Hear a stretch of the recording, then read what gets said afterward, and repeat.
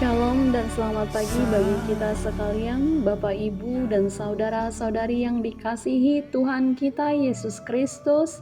Senang sekali kembali kita berjumpa dalam siraman rohani pagi melalui channel YouTube HKBP Setia Negara pada hari Kamis tanggal 11 Juni tahun 2026. Sebelum kita mendengarkan firman Tuhan, marilah kita berdoa. Bapa yang penuh kasih setia, kembali pada pagi yang indah ini Tuhan, kami bersyukur atas segala kebaikan Tuhan di dalam kehidupan kami. Engkau telah menjaga kehidupan kami sepanjang malam hingga pada pagi hari ini Tuhan. Tuhan masih memberikan kepada kami kesempatan untuk dapat menyambut pagi dalam keadaan sehat. Kami memohon Tuhan, biarlah Roh Kudus-Mu boleh menjaga dan merawat kehidupan kami. Apapun yang menjadi aktivitas kami hari ini, biarlah Tuhan yang menyertai dan memberkatinya.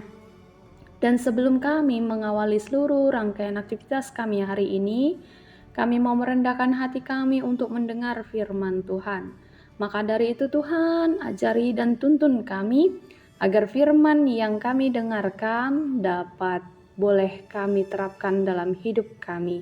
Terpujilah Engkau ya Allah Bapa kami, di dalam nama anak-Mu Tuhan Yesus Kristus, Juru Selamat kami yang hidup, kami berdoa. Amin. Siraman rohani pagi kita diambil dari Hosea pasal 6 ayat 6. Sebab aku menyukai kasih setia dan bukan korban sembelian, dan menyukai pengenalan akan Allah lebih daripada korban bakaran. Demikian firman Tuhan. Bapak, Ibu, dan saudara-saudari yang terkasih, seseorang pasti akan menolak jika ditempatkan pada daerah yang sulit. Tidak hanya daerahnya yang rawan kejahatan, tapi juga tatanan sosial yang buruk, dan yang ada hanyalah tempat yang dikenal dengan orang-orang yang berlaku dosa. Tetapi tidak demikian dengan nabi yang berasal dari Israel Utara ini, yang bernama Hosea. Dia dipilih Tuhan untuk memberitakan kabar keselamatan kepada bangsa yang bebal dan terus hidup dalam dosa. Bagian dari kisah hidup Hosea adalah di mana Allah memerintahkannya untuk menikahi perempuan sundal yang bernama Gomer. Akan tetapi perempuan tersebut kembali melakukan dosa dan menyembah Allah lain. Dalam kisah ini jugalah yang menggambarkan ketidaksetiaan umat Israel dengan Allah. Teks ini merupakan teguran yang keras dan juga yang relevan bagi kita saat ini, di mana orang sering sibuk mengikuti ibadah dan memberi persembahan, akan tetapi hati orang tersebut jauh dari Tuhan. Orang yang hanya mengikuti ibadah tetapi sering mengabaikan orang-orang yang lemah dan juga sering menghakimi sesama karena dianggap kurang berpengaruh dalam hidupnya. Ada juga orang yang menyanjung sesamanya hanya demi keuntungan semata, bukan atas dasar kasih yang nyata. Ini adalah gambaran sikap-sikap yang berpaling dari Allah, sama seperti Gomer dan bangsanya yang tidak setia pada Allah. Yang Allah inginkan adalah kesetiaan. Jadikan hidup kita yang setia sebagai korban persembahan bagi Tuhan.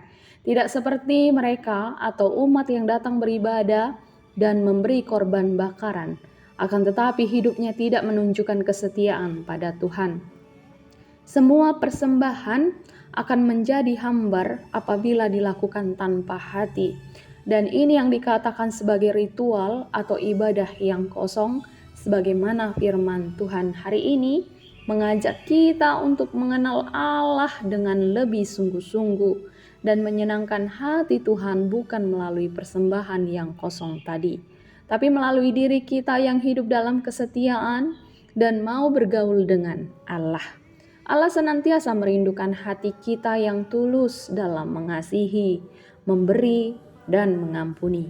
Jadikanlah hari kita ini menjadi pribadi yang tidak terjebak dalam ritual kosong, akan tetapi menghadirkan persembahan yang berisikan kemuliaan bagi Tuhan. Amin. Kita berdoa.